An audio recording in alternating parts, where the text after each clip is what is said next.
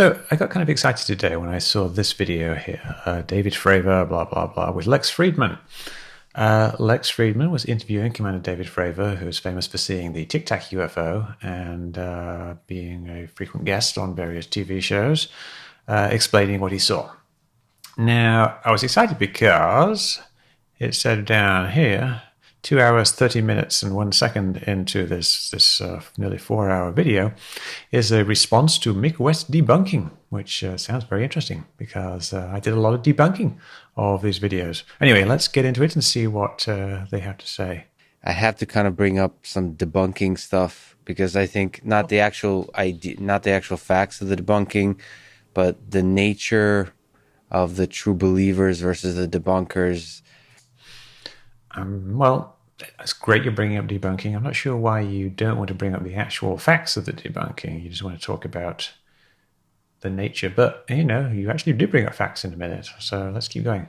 Hurts my heart a little bit because people are just talking past each other. But let me kind of bring it up. Mick West. I've just recently started paying attention just in preparing to talk to you about this world. And Mick West is one of the better known people who kind of makes a career out of trying to debunk. Sort of his natural approach to all situations is that of a skeptic. I think it's very...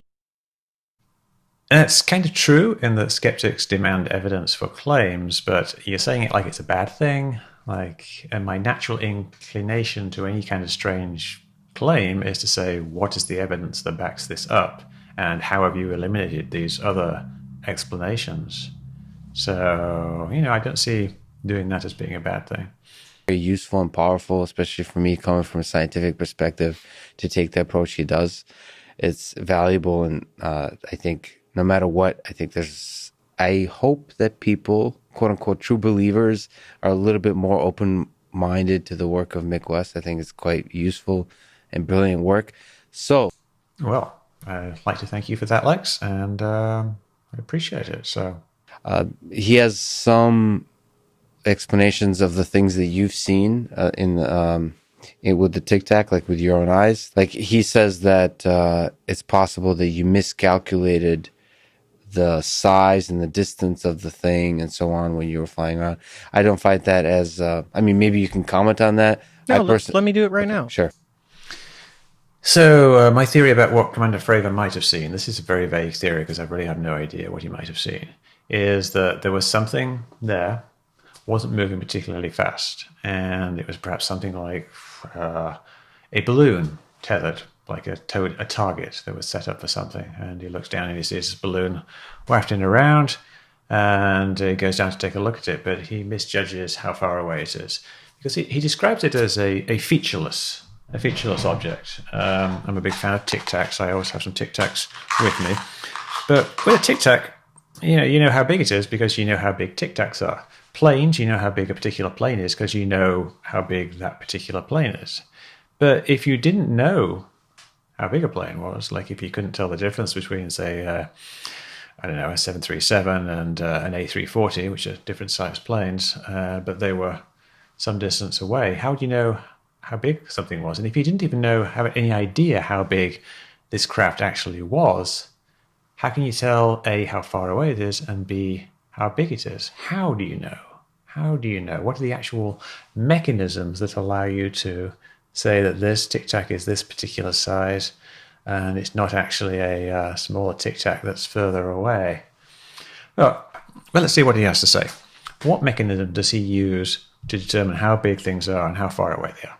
Sure. So, because that comes up. Like, how did you know it was about 40 feet long? I go, okay, so 16 years flying against other airplanes, know what stuff looks like. I've looked down on things.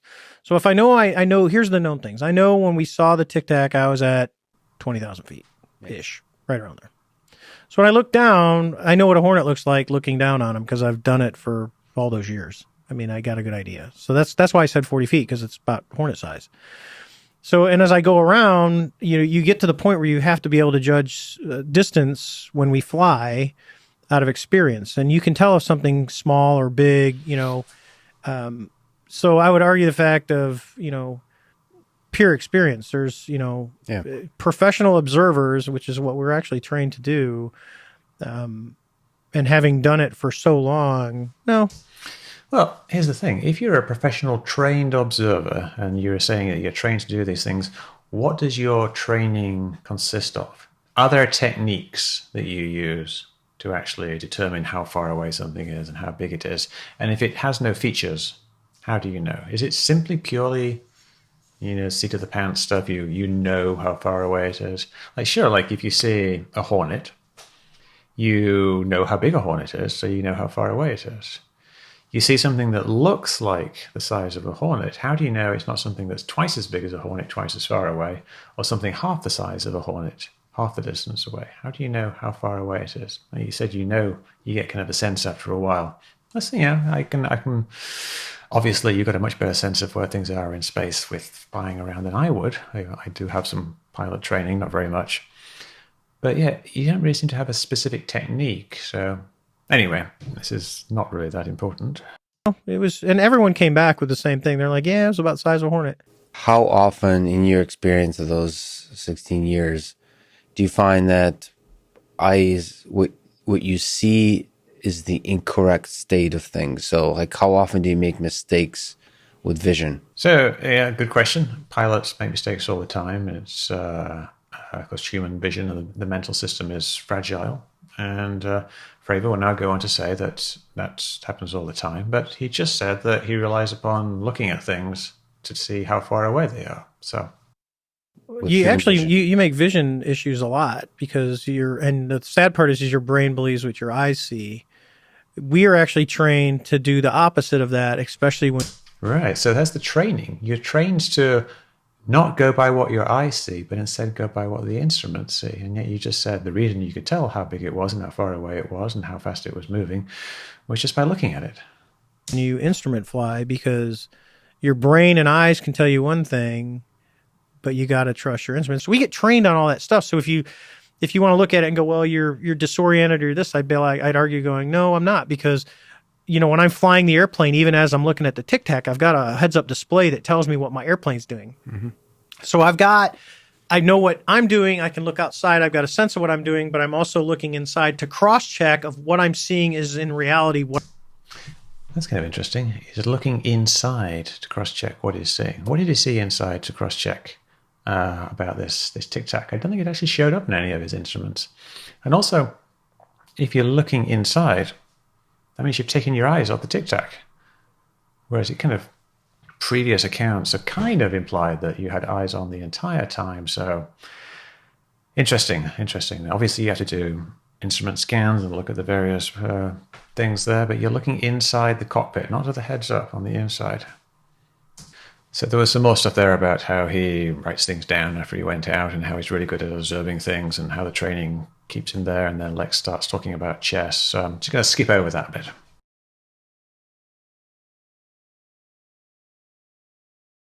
And so over all those years, you've gotten good. So what are the chances that your eyes betrayed you when you saw the Tic-Tac? Low. 0. Well, I'm not 0. So okay, 90. Yeah. I am 99.9%. So 0.1%. My eyes deceive me. But remember, if it deceived me, it had to deceive the other 4 people. So the percentage is even lower. Yeah. Okay.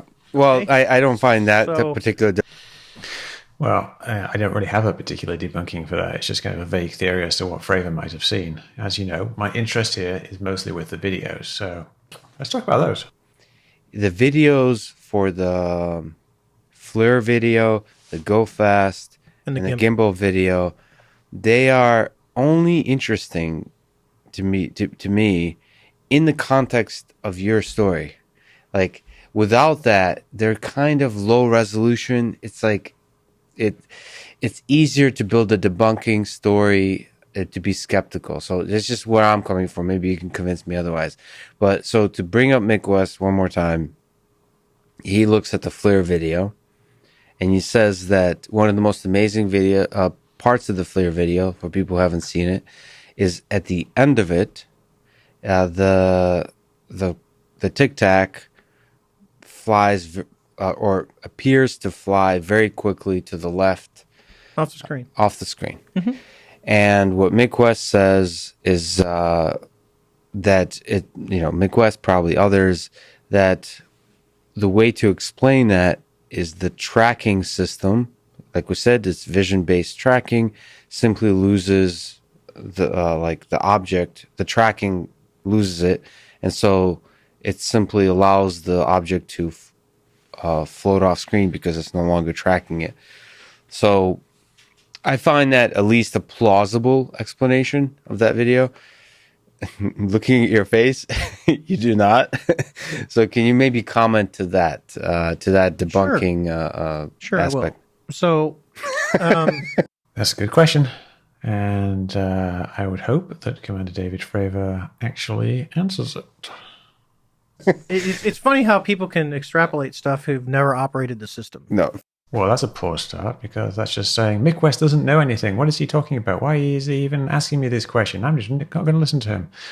Why don't you just explain to me why I'm wrong, instead of telling me like that I don't know anything about what I'm talking about? So I can't tell you how many times I've watched. You got to remember when we looked at this thing, when Chad came back with the video, we sat there and watched it. I mean, I can't tell you how many times I watched it off the original tapes going, all right, let's look at this. Because you can look and see where the airplane's going. You can see if it's looking left or right. And if you actually watch all that stuff, it doesn't do that. It actually, when the vehicle starts to move, the bars, the tracking gate starts to open up. And the people at Raytheon could probably add to this because they built the pod. The tracking gate will start to open up. But the thing, when it leaves so fast off the screen, the pod can't move fast enough. It has gimbal rates on how fast that thing can move around. Because there's another. So he's saying that the speed of the object leaving the scene exceeds the gimbal rate of the camera system. I don't think that's true. And the reason I don't think it's true is that the camera is tracking at a certain rate from left to right. And it's not a very fast rate. It's a really, really, really slow rate. It's about 1 degree every quarter of a second, thereabouts. Not very fast at all. It's basically about this rate, the rate at which I'm turning my hand right now. I'm hardly moving it, but it's going about 1 degree every quarter of a second. It's hardly moving. It's hardly moving at all. And then what happens is the object leaves the scene. It leaves the scene at exactly the same angular rate as the camera was previously tracking that object. So one of two things must have happened. Either the object was being tracked at a certain slow angular rate and it suddenly accelerated to twice that rate. So it went from going 1 degree every 4 seconds, or a quarter of a degree a second, to 1 degree every 2 seconds, or about half a degree per second, which is still very, very, very slow. And you've seen those systems, they do this. Yeah, the cameras can quite easily move much faster than a half a degree a second or a quarter of a degree of a second. The other alternative is that instead of the object doubling in speed, it stayed the exact same speed and the camera speed dropped to 0. The camera stopped tracking it at a quarter of a degree per second, and the object simply left the scene at a quarter of a degree per second. You don't explain why that isn't the case. Another theory that, the pod's looking forward. When the pod passes underneath the airplane, so if I'm looking at you and you pass underneath me, the ball will actually flip around to kind of finish off, and it'll. This seems completely wrong to me, I'm afraid. We've seen time and again that when you pan from left to right with a forward-facing infrared, then the ball is pointing down or up. It's not exactly in the right line. Then when it gets to this point, it can't actually keep tracking from left to right. There's no way of it actually possibly doing it. It has to rotate. It has to be a gimbal correction at that point. If it's going underneath, then it doesn't so much. I think Commander Fravor here appears to be confusing the way helicopter cameras are mounted. So when a helicopter camera is mounted, it's mounted vertically. So the ball is at the end of a cylinder which rotates. So when it goes underneath. Or perhaps he's thinking about simply when the pitcher flips upside down because it would need to be corrected. So instead of it being twist it around, it just rotates it inside the camera. But it's not actually the gimbal correction rotating. What we're talking here about is the actual housing, the external housing. If you're pointing down, you're moving from left to right. You can't actually pan from left to right with that system, so it has to do this rotation. It's in the patents. They describe it in the patents about having to rotate around 0 degrees and the things they do to try to minimize it. So I think you'll find you're wrong about that. It swaps ends because it has, it's a gimbal. What does that mean, swap ends? I mean, it's pointing this way and it tracks you down, then what? Yeah, I'm just going to swap around. You can't do that because it's not mounted that way. You can only do that when it's going forward and going left to right. So it doesn't make any sense. It can't just, it's not free floating. But there's a theory on one of them, it's here and it flipped over. It doesn't do that when it's looking out in front. All right, so if it doesn't do that, why does it do it? In not your video, in Chad Underwood's video, you can very, very, very, very, very clearly see the entire scene rotate when it's approximately around 0 degrees. I think it's like 3 degrees left, something like that. But it does this rotation exactly where you would expect if there's a gimbal correction rotation when the camera is facing forwards and panning up or down a little bit and then traverses the 0 degree mark. It has to do this rotation. You see it in Chad Underwood's video. So why are you saying now that it doesn't do it? Seems like you're wrong. Front, it stays like this. So yet another debunker who doesn't know this. So, Well, I don't know. Lots of people have agreed with me on that one, and the patents seem to agree with it, and the general mechanics of it seem to agree. So maybe I'm right. And Mick has had several theories on some of the other videos, like one of them, the GOFAST is a bird, and Jeremy Corbell actually did a nice job. Thank you, Lex. That was great. Or a balloon. I wish you'd followed up on that and hammered that point home. My main theory about GOFAST is, in fact, that it is a balloon. A secondary theory, less likely, is that it's a bird. Commander David Fravor is quoting filmmaker Jeremy Corbell, who says that it couldn't be a bird because it's colder than the ocean, and if it was colder than the ocean, it would be dead. As if this is some kind of debunking of all of my videos. It's an incorrect debunking of a secondary hypothesis for one video. Birds that fly at high altitude are going to have cold exterior feathers. They're going to show up as cold on infrared. If a bird is flying at 13,000 feet, which this object I think is a balloon, this object was flying at 13,000 feet, it's going to be about 40 degrees colder than the air at sea level. So its exterior is going to be cold because it's insulated. If its exterior was hot, that would mean it'd be pumping out heat and it would die. So insulated bird will appear cold on infrared when in very cold air, especially against the ocean surface, which is 40 degrees warmer. Corbell debunked nothing there. He just threw out this straw man, and Lex knows this. Lex knows that it's a straw man and said, or a balloon, but unfortunately did not follow up and say, well, what if it was a balloon? Because Fravor's got no answer for that. Of saying, no, it's not, because he's on black hot, so the white object is actually colder than the ocean that's flying. Well, birds aren't colder than the ocean. They'd be dead. So it's like he's just repeating what Jeremy Corbell told him without even thinking about it. A gimbal video to comment on the amazing aspect of that video is the rotation, the apparent rotation of the object. That is something that is not possible to do with systems that we know of. And Mick West suggests that a flare, like reflections or whatever, can explain. No, because what Mick... All right, so yeah, another good question is bringing up my hypothesis for the rotation of the gimbal object, which I think is the glare of the engines, because it's infrared and it's looking at the engines of a distant jet. Very, very hot, it makes this glare, and the shape of the glare is defined by part of the camera, and part of the camera rotates, and that makes the shape of the glare rotate, not the object, not the image, just the shape of the glare rotates. And it would be great if Commander Fravor could actually address this issue, but I don't think he's going to.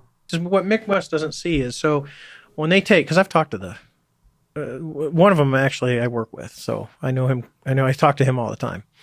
So, and it's his best friend actually shot the video. One of his best friends. For the gimbal video. The gimbal video, both of them. The GoFast and the gimbal were shot by the same person. Yeah. Okay. So, and they were in each other's wedding. So that's how well they know each other. Mm-hmm. Okay. So what you don't see is, so the airplanes they're flying, still Super Hornets, but they have the APG-79, which is the new phased array radar that's made by Raytheon. Thing's incredible. Okay. It doesn't, usually if it's out there and it sees it, it's real. So at first they thought they were. Right. Clarification here. Just because I'm saying what you see in the video is a glare, it does not mean that it is not real. Here's a flashlight. I made it like a jet engine. It's got a little tube on the end. Turn it on, you get a glare. It's from a real object, but it's a glare. This is the glare that you see. Doesn't mean it's not attached to something. It's attached to this very real object. It's not lens flare. This is lens flare over here moving around. It's this. It's just the bright area around a bright light. I'm not saying it's not real. I'm saying it's an actual jet-powered airplane out there in the distance that's just, you're looking up its tailpipe, so you're looking at the very hot engines, and so you're seeing glare. That's what the question is, but I'm not hearing any answers. They were ghost tracks when they started seeing stuff, and then they actually threw one of the targeting pods out there. Well, the targeting pod, if there's a heat signature, and you go, hey, dot, heat signature, something's there. Yeah. It's real. It's not, you're not picking up some extraneous thing. So what you see in the gimbal video of the thing, and it rotates, and you go, holy shit, look at that thing. It's just sitting there, and it's in the wind, and it's going against the wind. Why it's doing this. Mm-hmm. You know, someone goes, oh, it's an airplane. No, if an airplane does this, it's eventually going to start to change aspect. It's not doing that. You don't even understand what the actual argument is. It's in a turn. Mm-hmm. This thing doesn't change aspect. It just rotates. It's just rotating. Right. The other thing that you see when you talk to them is, so they're on their radar, there's an object that they identify as their number one priority, or their launch and steering. So when they designate that, that's where the targeting pod's going to look. That's what you get in the gimbal video. There's 5 other, I think it's 5. They're kind of in a V, you know, like a geese would fly, that are out in front of it, and they're actually coming, they're out in front of it, and they actually turn on the radar and go the other way while they're filming the gimbal video. Mm-hmm. You know, if you take it in context, because you go, oh, it's just the video. Well, if you take the video with the radar going, no, there's actually other things out there, because there's at least 60 people that have seen the... Oh, my explanation of the video doesn't change if there's other things out there. It's still, why is it rotating? It's rotating because it's the glare and part of the camera is rotating, which makes the glare rotate. Sure, maybe there were other things flying around. We don't see them on the video. Apparently they were on the radar, but how close were they? Were they some other planes? You know, were they miles away or were they right next to it? He said they were going in the other direction.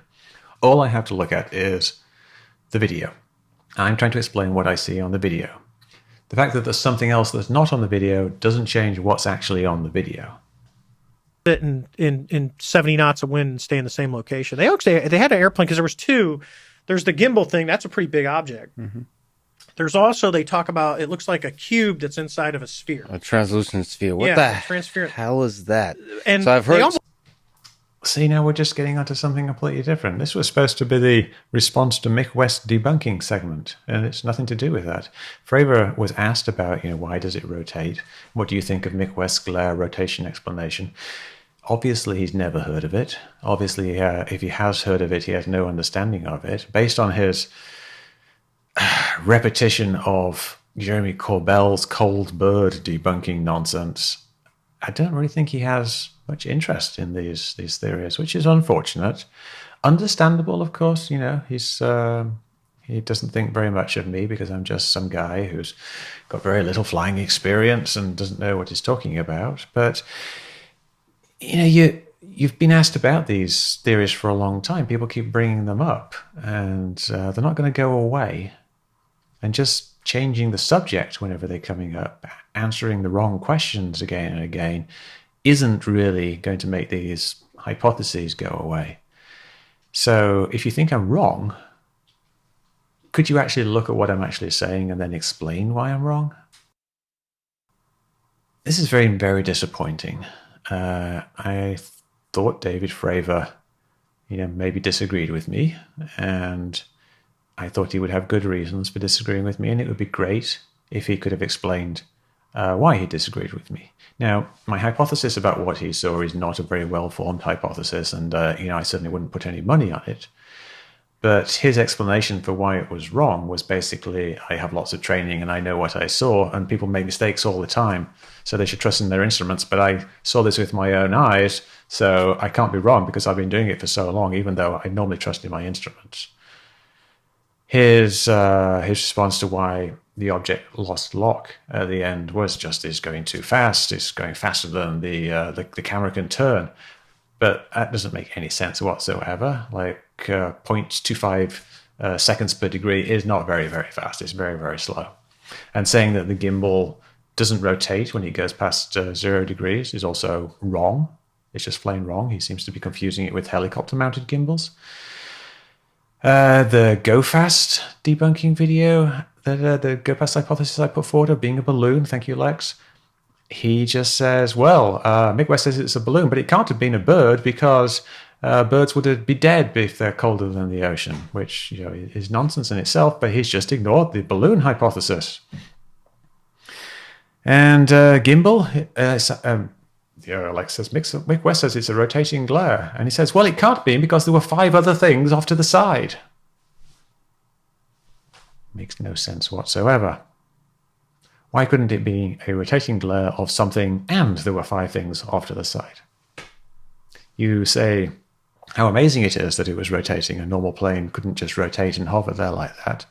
Well, yeah, that's because it's not actually rotating, and that's what the entire hypothesis is about. It's about explaining why it is rotating and why it is apparently rotating.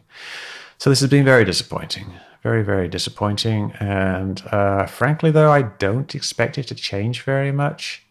I don't think I would love to be proven wrong, David. If you could find some time perhaps to talk to me about it, that would be great. I would be very happy to do so, and we could actually focus on what I see as the actual issues with the video. And you can tell me I'm stupid to my face if you want, and you can explain why I'm stupid. But here you haven't done that. You've called me stupid, but you haven't explained why I'm stupid. You haven't explained what I actually got wrong. You just flat said it was wrong, but mostly you just explained something else, like the bird would be dead when I'm talking about balloons. Or it can't be a glare because there were 5 different objects on the radar. Anyway, disappointing, but let's see where we go from here.